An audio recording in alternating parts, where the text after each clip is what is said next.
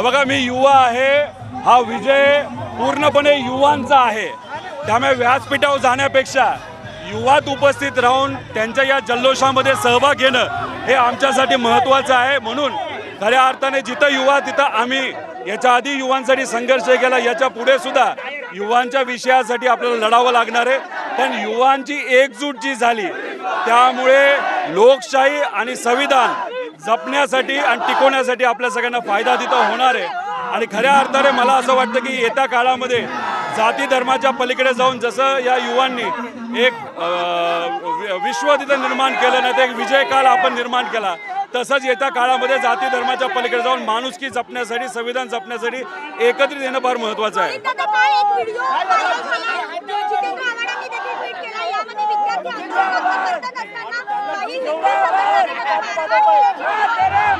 तो व्हिडिओ मी पण टाकलेला आहे। हे जे काय आहे ना की जाती धर्माच्या नावावर सत्ता आणणं, त्यात काही पदाधिकारी वगैरे अहंकारी होतात आणि तो व्हिडिओमध्ये आपला तो अहंकार तिथं जाणवतो।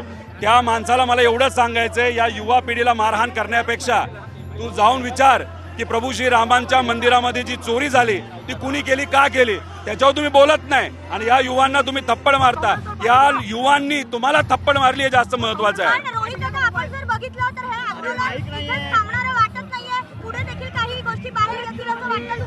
याच्या पुढे कुठल्याही व्यक्तीवर अन्याय झाला तर या देशातला, या महाराष्ट्रातला युवा एकत्रित येईल। शेतकऱ्यावर अन्याय झाला तरी शहरी भागातला युवा एकत्रित येईल। एखाद्या ग्रामीण भागातल्या युवावर अन्याय झाला, शहरी भागातला पुढे येईल। एखाद्या शहरी भागातल्या महिलेवर अत्याचार झाला तर युवा ग्रामीण भागातला सुद्धा पुढे येईल। कारण इथं जाती, धर्म, प्रांत, ग्रामीण का शहरी हे सगळं या सगळ्या ज्या काही गोष्टी आहेत बाजूला ठेवून भारतीय म्हणून हे सगळे एकत्रित आलेले आहेत।